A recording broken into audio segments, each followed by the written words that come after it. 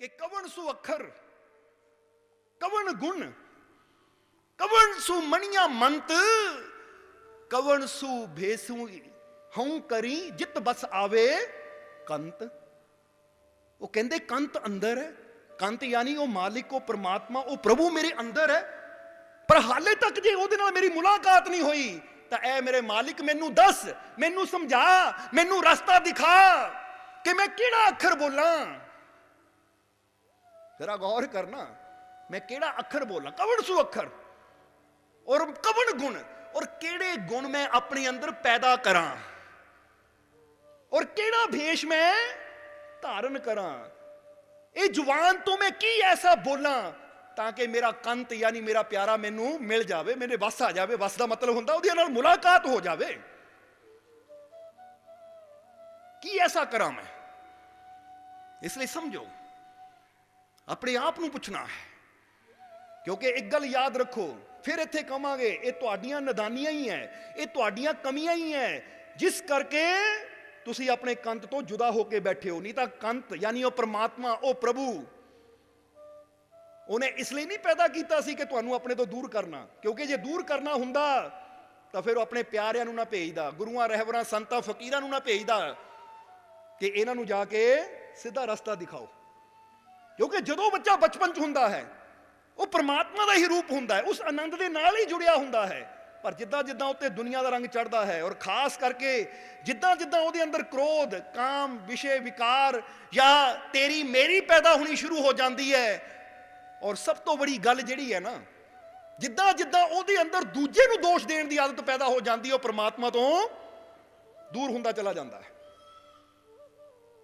तुसीं पढ़िया होएगा बाइबल दे अंदर या कुरान दे अंदर कि जदों परमात्मा ने एडम और ईव नूं पैदा किया, यानी आदम और हवा नूं, क्योंकि बाइबल च एडम और ईव लिखिया जाता है और कुरान शरीफ दे विच लिखिया जाता है आदम और हवा। जदों परमात्मा ने उन्होंने पैदा किया तो बाइबल के अंदर आंदा है कि उन्होंने ईडन गार्डन के अंदर रखा गया। ईडन गार्डन यानी स्वर्ग का बाग, जिथे आदम और हवा दोने ही रहिंदे सी। और फिर परमात्मा ने उन्होंने कहा इत्थे तुसी जो मर्जी खाओ पियो, जिद्दां मर्जी आनंद ना रहो, क्योंकि ये सब कुछ मैं तुहाडे वास्ते पैदा किया है, पर आ एक पेड़ है, इहदा फल नहीं तुसी खाना, इस पेड़ के फल नूं तुसी नहीं खाना, उन्हें मना किया। जरा समझना सारिਆਂ ने।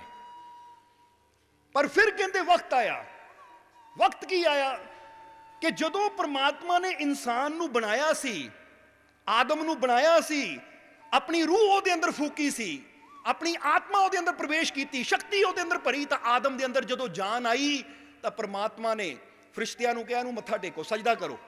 तो सारे फरिश्तियां ने सजदा किया, पर इबलीस ने नहीं किया। इबलीस जो शैतान सी, और कहते हैं वो भी एक फरिश्ता ही सी जो अग तो बनिया सी, पर जिस वेले उन्हें अपने रब के हुक्म नूं मन्नण तो इनकार कर दिता तो फिर रब ने उन्होंने मलून कह दिता कि तू शैतान है, क्योंकि तू मेरे हुक्म तो बाहर हो गया, इसलिए हुण मैं तेनू सजा दूंगा। तो उस वेले कहते हैं कि उस इबलीस ने, उसने कई हजार साल, कई लाख साल तपस्या की सी। उन्हें कहा परमात्मा मैनू इन्ना क मौका दे कि जब तक क्यामत नहीं आती, यानी जो उत्थे लिखिया वो दस रहे तुहानू, असीं थोड़ा क्लीयर करना चाहते हैं असीं कि जब तक क्यामत नहीं आती मैनू मौका दे।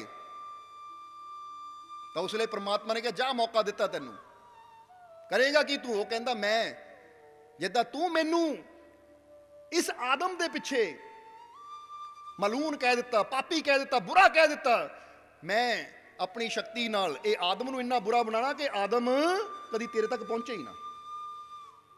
इसलिए कहा जाता है, कहानी की आई कि जिस वेले ये गल शैतान ने कही तो परमात्मा ने कहा फिक्र ना कर, जिहड़ा मेरा नाम लैण वाला होएगा उत्ते तेरा कोई वस नहीं चलेगा, जोर नहीं चलेगा।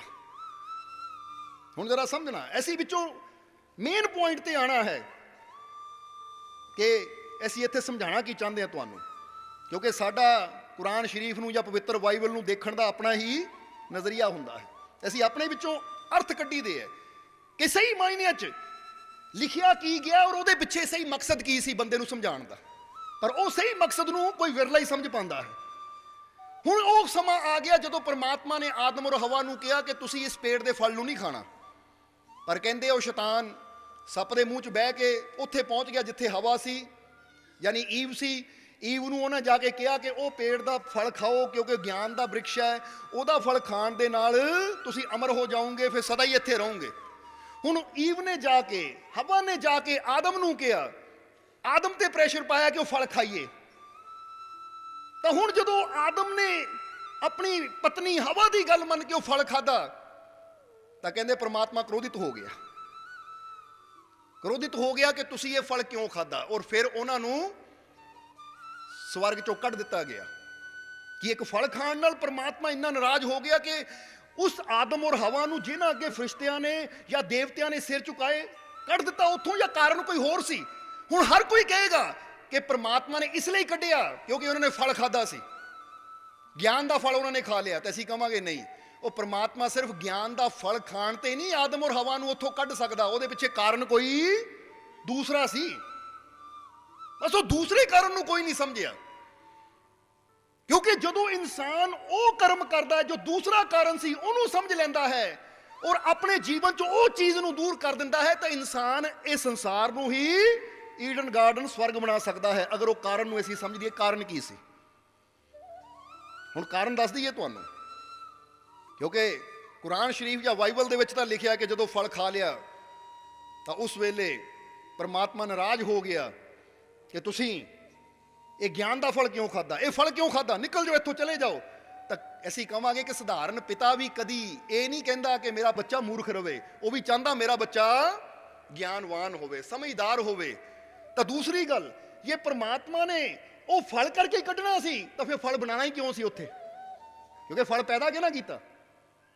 ਸੋਚਣ ਵਾਲੀ ਗੱਲ ਹੈ ਕਿ ਨਹੀਂ? ਹੁਣ ਫਰਜ਼ ਕਰੋ ਰੱਬ ਨੇ ਸਭ ਕੁਝ ਬਣਾਇਆ, ਇੱਕ ਬਾਗ ਤੁਸੀਂ ਬਣਾ ਲਿਆ, ਹੁਣ ਉਸ ਬਾਗ ਵਿੱਚ ਤੁਸੀਂ ਆਪਣੇ ਬੱਚੇ ਨੂੰ ਖੇਲਣ ਦਿੰਦੇ ਹੋ ਔਰ ਤੁਹਾਨੂੰ ਇਹ ਵੀ ਪਤਾ ਕਿ ਜੇ ਬੱਚੇ ਨੇ ਆਹ ਫਲ ਖਾ ਲਿਆ ਤਾਂ ਇਹ ਬੱਚੇ ਦਾ ਨੁਕਸਾਨ ਹੋਏਗਾ। ਤਾਂ ਹੁਣ ਜੇ ਤੁਸੀਂ ਸਮਝਦੇ ਹੋ ਤੁਸੀਂ ਕੀ ਕਰਨਾ, ਜਾਂ ਤਾਂ ਉਹ ਪੇੜ ਨੂੰ ਹੀ ਪੁੱਟ ਦੇਣਾ ਹੈ ਜਾਂ ਉਹ ਪੇੜ ਨੂੰ ਹੀ ਖਤਮ ਕਰ ਦੇਣਾ ਕਿ ਜਿਹੜੀ ਚੀਜ਼ ਮੇਰੇ ਬੱਚੇ ਨੂੰ ਤਕਲੀਫ ਦੇਵੇ ਉਹ ਬਣਾਵੇਂ ਹੀ ਕਿਉਂ, ਮੈਂ ਇਹਨੂੰ ਪਹਿਲਾਂ ਚੱਕ ਕੇ ਪਾਸੇ ਕਰ ਦੇਵਾਂ। ਇਦਾਂ ਹੋਣੀ ਹੈ ਕਿ ਨਹੀਂ? ਤੁਸੀਂ ਆਪਣੇ ਬਾਗ 'ਚ ਕਦੀ ਉਹ ਚੀਜ਼ ਨਹੀਂ ਬਣਾਓਗੇ ਜਿਹਦੇ ਨਾਲ ਤੁਹਾਡੇ ਬੱਚਿਆਂ ਨੂੰ ਕੋਈ ਤਕਲੀਫ ਹੋਵੇ। ਇਹ ਬੜਾ ਗਹਿਰਾ ਪੁਆਇੰਟ ਹੈ। ਪਰ ਪਰਮਾਤਮਾ ਨੇ ਜੇ ਉਹ ਬਣਾਇਆ ਤੇ ਇਹਦਾ ਮਤਲਬ ਇਹ ਨਹੀਂ ਸੀ ਕਿ ਪਰਮਾਤਮਾ ਇਹ ਨਹੀਂ ਚਾਹੁੰਦਾ ਸੀ ਉਹ ਨਾ ਖਾਣ, ਉਹ ਚਾਹੁੰਦਾ ਸੀ ਖਾਣ, ਕੋਈ ਗੱਲ ਨਹੀਂ। ਪਰ ਫਿਰ ਖਾਣ ਦੇ ਬਾਵਜੂਦ ਉਹਨਾਂ ਨੂੰ ਸਵਰਗ ਚੋਂ ਕੱਢਿਆ ਕਿਉਂ ਗਿਆ? ਉਹ ਫਲ ਖਾਣ ਕਰਕੇ ਨਹੀਂ ਕੱਢਿਆ। ਸਮਝਦੇ ਹੋ ਕਿ ਨਹੀਂ? ਕਿਉਂਕਿ ਕੋਈ ਵੀ ਬਾਪ ਇਹ ਨਹੀਂ ਕਹੇਗਾ ਕਿ ਮੇਰਾ ਬੱਚਾ ਗਿਆਨ ਦਾ ਫਲ ਨਾ ਖਾਵੇ ਜਾਂ ਮੇਰਾ ਬੱਚਾ ਇਹ ਫਲ ਨਾ ਖਾਵੇ ਅਮਰ ਹੋਵੇ। ਇੱਥੇ ਹੁਣ ਤੁਸੀਂ ਨਾਰਮਲ ਮਾਤਾ ਪਿਤਾ ਹੋ, ਜੇ ਤੁਹਾਡੇ ਬੱਚੇ ਨੂੰ ਬੁਖਾਰ ਹੋ ਜਾਵੇ ਤੁਸੀਂ ਰੱਬ ਨੂੰ ਕੀ ਕਹਿੰਦੇ ਹੋ? ਰੱਬਾ ਮੇਰੇ ਬੱਚੇ ਦੀ ਲੰਬੀ ਉਮਰ ਕਰ, ਕਹਿੰਦੇ ਹੋ ਕਿ ਨਹੀਂ?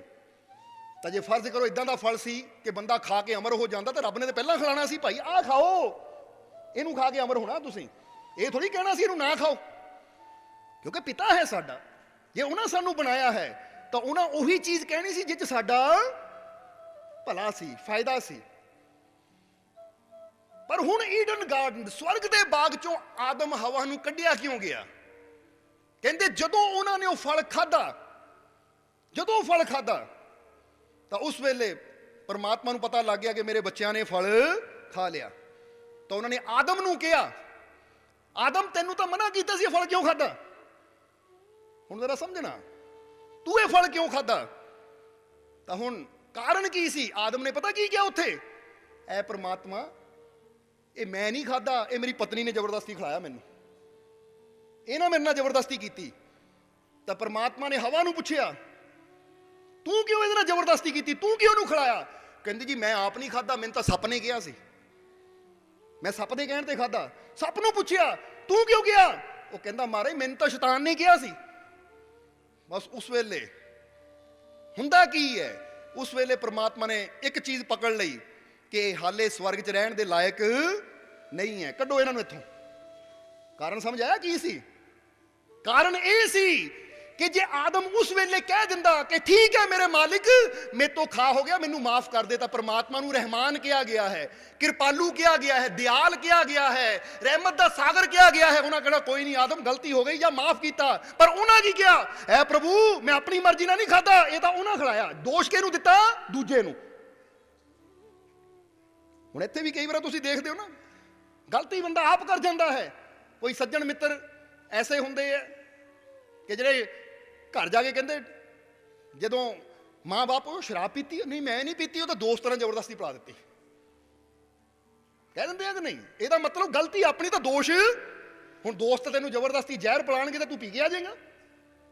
ਜੇ ਕੋਈ ਦੋਸਤ ਕਵੇ ਲੈ ਭਾਈ ਆ ਜ਼ਹਿਰ ਦੀ ਸ਼ੀਸ਼ੀ ਆ, ਪੀ, ਆ ਚੂਹੇ ਮਾਰਨ ਵਾਲੀ ਦਵਾ ਪੀ ਲੈ, ਤਾਂ ਅਸੀਂ ਕਹਾਂਗੇ 10 ਦੋਸਤ ਫੜ ਕੇ ਵੀ ਤੁਹਾਡੀਆਂ ਲੱਤਾਂ ਬਾਹਾਂ ਮੂੰਹ 'ਚ ਪਾਣਗੇ ਨਾ, ਤਾਂ ਤੁਸੀਂ ਇਦਾਂ ਛੁਡਾ ਕੇ ਆਉਂਗੇ, ਔਰ ਅਗਲੀ ਵਾਰ ਨੂੰ ਕਹੋਗੇ ਤੁਹਾਡੀ ਮੇਰੀ ਯਾਰੀ ਖਤਮ ਹੋ, ਤੁਸੀਂ ਮੇਰੇ ਦੁਸ਼ਮਣ ਹੋ, ਜ਼ਹਿਰ ਪਾ ਰਹੇ ਹੋ ਮੇਰੇ ਮੂੰਹ 'ਚ।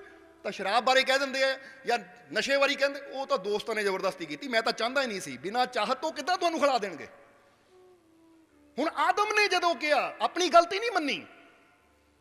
ਇਸ ਲਈ ਕਈ ਬੰਦਿਆਂ ਦੀ ਆਦਤ ਹੁੰਦੀ ਹੈ, ਇਹ ਕੰਨ ਖੋਲ ਕੇ ਸੁਣ ਲਓ, ਬੜੀ ਜ਼ਰੂਰੀ ਪੁਆਇੰਟ ਹੈ, ਬੜੇ ਜ਼ਰੂਰੀ ਪੁਆਇੰਟ ਹੈ, ਕਿ ਕਈ ਬੰਦਿਆਂ ਦੀ ਆਦਤ ਹੁੰਦੀ ਹੈ, ਉਹ ਗਲਤੀ ਆਪ ਕਰਦੇ ਆ ਤਾਂ ਦੋਸ਼ ਹਮੇਸ਼ਾ ਦੂਜਿਆਂ ਨੂੰ ਦਿੰਦੇ ਆ। ਜਿਹੜੇ ਦੂਜਿਆਂ ਨੂੰ ਦੋਸ਼ ਦਿੰਦੇ ਆ, ਉਹ ਪ੍ਰਮਾਤਮਾ ਦੇ ਬਾਗ 'ਚ, ਪ੍ਰਮਾਤਮਾ ਦੇ ਘਰ 'ਚ ਰਹਿਣ ਦੇ ਲਾਇਕ ਕਦੀ ਬਣਦੇ ਹੀ ਨਹੀਂ ਹੈ। ਇਸ ਲਈ ਹੁਣ ਜਦੋਂ ਆਦਮ ਨੇ ਦੋਸ਼ ਹਵਾ ਨੂੰ ਕਿਹਾ, ਈਵ ਨੂੰ ਦਿੱਤਾ, ਈਵ ਨੂੰ ਪੁੱਛਿਆ, ਹਵਾ ਨੂੰ ਪੁੱਛਿਆ ਤੂੰ, ਉਹਨਾਂ ਵੀ ਆਪਣੀ ਗਲਤੀ ਨਹੀਂ ਮੰਨੀ, ਉਹਨਾਂ ਕਿਤੇ ਦੋਸ਼ ਪਾ ਦਿੱਤਾ, ਇਹ ਤਾਂ ਸੱਪ ਨੇ ਕਿਹਾ ਸੀ ਮੈਨੂੰ। ਸੱਪ ਨੂੰ ਪੁੱਛਿਆ, ਸੱਪ ਨੇ ਕਿਹਾ ਸ਼ੈਤਾਨ ਨੇ ਕਿਹਾ ਸੀ। ਯਾਨੀ ਇੱਕ ਦੂਜੇ ਨੂੰ ਦੋਸ਼ ਦਿੰਦੇ ਚਲੇ ਗਏ। ਔਰ ਫਿਰ ਪ੍ਰਮਾਤਮਾ ਨੂੰ ਆਇਆ ਕਿ ਇੱਕ ਇਨਸਾਨ ਸਮਝਦਾਰ ਉਹ ਹੁੰਦਾ ਜਿਹੜਾ ਗਲਤੀ ਕਰਕੇ ਗਲਤੀ ਦਾ ਅਹਿਸਾਸ ਕਰਦਾ ਹੈ, ਮੰਨਦਾ ਹੈ ਔਰ ਮਾਫੀ ਮੰਗਦਾ ਹੈ। ਪਰ ਜਦੋਂ ਇਨਸਾਨ ਖੁਦ ਗਲਤੀ ਕਰਕੇ ਦੋਸ਼ ਦੂਜੇ ਨੂੰ ਦਿੰਦਾ ਹੈ, ਤਾਂ ਇਹਦਾ ਮਤਲਬ ਇਹਨੂੰ ਆਪਣੀ ਗਲਤੀ ਦਾ ਅਹਿਸਾਸ ਹੈ ਹੀ ਨਹੀਂ, ਇਹ ਆਪਣੀ ਗਲਤੀ ਮੰਨਣ ਨੂੰ ਤਿਆਰ ਹੀ ਨਹੀਂ। ਔਰ ਜਿਹੜਾ ਆਪਣੀ ਗਲਤੀ ਮੰਨਣ ਨੂੰ ਤਿਆਰ ਨਹੀਂ, ਜਿਹਨੂੰ ਗਲਤੀ ਦਾ ਅਹਿਸਾਸ ਨਹੀਂ, ਉਹ ਦੁਬਾਰਾ ਕਦੀ ਗਲਤੀ ਕਰਨ ਤੋਂ ਰੁਕੇਗਾ ਨਹੀਂ, ਉਹ ਫਿਰ ਕਰੇਗਾ, ਕਿਉਂਕਿ ਨਾ ਫਿਰ ਕੋਈ ਨਾ ਕੋਈ ਬਹਾਨਾ, ਉਹਦੇ ਕਰਕੇ ਹੋ ਗਿਆ, ਉਹਦੇ ਕਰਕੇ ਹੋ ਗਿਆ। ਔਰ ਜਦੋਂ ਤੱਕ ਅਸੀਂ ਦੋਸ਼ ਦੂਜਿਆਂ ਨੂੰ ਦਿੰਦੇ ਰਵਾਂਗੇ, ਉਦੋਂ ਤੱਕ ਗਲਤੀਆਂ ਵੀ ਅਸੀਂ ਕਰਦੇ ਚਲੇ ਜਾਵਾਂਗੇ, ਕਿਉਂਕਿ ਦੋਸ਼ ਦੂਜੇ ਨੂੰ ਦੇ ਰਹੇ ਤੇ ਇਹਦਾ ਮਤਲਬ ਦੂਜਾ ਜ਼ਿੰਮੇਵਾਰ ਹੈ, ਗਲਤੀ ਮੈਂ ਨਹੀਂ ਕੀਤੀ, ਤਾਂ ਦੂਜੇ ਤਾਂ ਫਿਰ ਸਦਾ ਹੀ ਜ਼ਿੰਮੇਵਾਰ ਰਹਿਣਗੇ। ਤਾਂ ਜਦੋਂ ਇਹ ਸਮਝ ਲਵਾਂਗੇ ਅਸੀਂ ਕਿ ਇਹਦੇ 'ਚ ਦੋਸ਼ ਮੇਰਾ ਹੈ, ਮੇਰੇ ਤੋਂ ਗਲਤੀ ਹੋ ਗਈ, ਤਾਂ ਮੈਂ ਮਾਫੀ ਮੰਗਾ ਕਿ ਪ੍ਰਭੂ ਦੁਬਾਰਾ ਨਹੀਂ ਹੁੰਦੀ, ਦੁਬਾਰਾ ਨਹੀਂ ਹੁੰਦੀ। ਤਾਂ ਫਿਰ ਪ੍ਰਮਾਤਮਾ ਨੇ ਕੀ ਕਹਿਣਾ ਹੈ, ਉਹਨਾਂ ਨੇ ਠੀਕ ਹੈ, ਮੇਰਾ ਬੱਚਾ, ਹੁਣ ਤੁਹਾਡਾ ਬੱਚਾ ਹੋਵੇ, ਕੋਈ ਗਲਤੀ ਕਰ ਲਵੇ, ਦੋਸ਼ ਕਿਸੇ ਦੂਜੇ ਨੂੰ ਦੇਵੇ, ਤਾਂ ਫਿਰ ਤੁਹਾਨੂੰ ਵੀ ਪਤਾ ਹੁੰਦਾ, ਇੰਨੇ ਤਾਂ ਸਮਝਦਾਰ ਤੁਸੀਂ ਵੀ ਹੁੰਦੇ, ਗਲਤੀ ਹੈ ਨਾ ਕੀਤੀ, ਦੋਸ਼ ਦੂਜੇ ਨੂੰ ਦੇ ਰਿਹਾ, ਇਹਦਾ ਮਤਲਬ ਕੀ ਹੈ ਕਿ ਇਹ ਸੁਧਰਨ ਨੂੰ ਤਿਆਰ ਨਹੀਂ ਹੈ। ਕਿਉਂਕਿ ਜਿਹੜਾ ਸੁਧਰਨ ਨੂੰ ਤਿਆਰ ਹੋਵੇ, ਉਹ ਹਮੇਸ਼ਾ ਆਪਣੀ ਗਲਤੀ ਨੂੰ ਮੰਨਦਾ ਵੀ ਹੈ ਔਰ ਫਿਰ ਵਾਅਦਾ ਵੀ ਕਰਦਾ ਦੁਬਾਰਾ ਮੈਂ ਨਹੀਂ ਕਰਦਾ। ਤਾਂ ਜਿਹੜਾ ਦੋਸ਼ ਹੀ ਦੂਜੇ ਨੂੰ ਦੇ ਦੇਵੇ, ਇਹਦਾ ਮਤਲਬ ਇਹਨੂੰ ਆਪਣੀ ਗਲਤੀ ਦਾ ਅਹਿਸਾਸ ਹੀ ਨਹੀਂ ਹੈ। ਇਸ ਲਈ ਜਦੋਂ ਤੱਕ ਪ੍ਰਮਾਤਮਾ ਵੀ ਕਹਿੰਦਾ ਹੈ ਕਿ ਤੂੰ ਜਦ ਤੱਕ ਦੂਜੇ ਨੂੰ ਦੋਸ਼ ਦੇਣ ਦੀ ਆਦਤ ਬਣਾਉਂਦਾ ਹੈ, ਤੇਰੀ ਮੁਲਾਕਾਤ ਮੇਰੇ ਨਾਲ ਕਦੀ ਹੋ ਹੀ ਨਹੀਂ ਸਕਦੀ। ਇਸ ਲਈ ਇਹ ਹੁਣ ਦੱਸ ਰਹੇ ਆ ਉਹ ਗੁਣ, ਉਹ ਖੂਬੀਆਂ, ਕਿਹੜੀਆਂ ਖੂਬੀਆਂ, ਕਿਹੜੇ ਗੁਣ ਆਪਣੇ ਜੀਵਨ 'ਚ ਅਪਣਾ ਕੇ ਤੁਸੀਂ ਉਹਦੇ ਨਾਲ ਮੁਲਾਕਾਤ ਕਰ ਸਕਦੇ ਹੋ, ਤਾਂ ਕਿਹੜੀਆਂ ਆਪਣੀਆਂ ਕਮੀਆਂ ਨੂੰ ਦੂਰ ਕਰਕੇ ਅਸੀਂ परमात्मा ਨੂੰ ਆਪਣਾ ਬਣਾ ਸਕਦੇ ਹਾਂ। क्योंकि बाबा फरीद की कह रहे हैं, सब्सक्राइब कीजिए सर्व संध्या दरबार कांटिया शरीफ चैनल को और बेल आइकन दबाइए मालिक जी के लेटेस्ट सत्संग की वीडियो को सबसे पहले देखने के लिए।